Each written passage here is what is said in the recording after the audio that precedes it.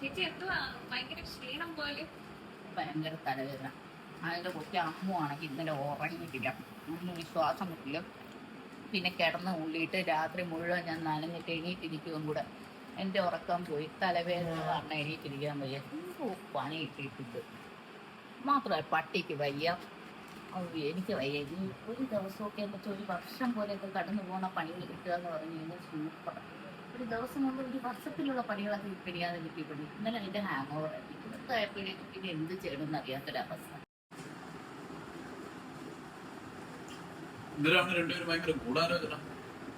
കിട്ടിയ പണികളെ പറ്റി എണ്ണി പറഞ്ഞുകൊണ്ടിരിക്കുവായിരുന്നടാ. പണികൾ വരുന്ന വഴി ഏണി പിടിക്കുന്ന ഞാൻ പിടിക്കാതിരുന്നിട്ട് ഫുൾ ഏണികൾ എനിക്ക് ഇങ്ങോട്ട് വന്ന് ചാടുവാടാ. മൊത്തം പണികള് എന്ത് ചെയ്യട്ടെന്നാണ്.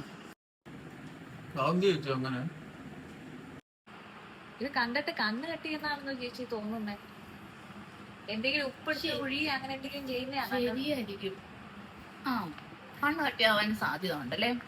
ഊഴിയ പിന്നെ കണ്ണ് തട്ടെ ഇപ്പോഴത്തെ കാലത്ത് ഇതൊക്കെ ആരെങ്കിലും വിശ്വസിക്കും?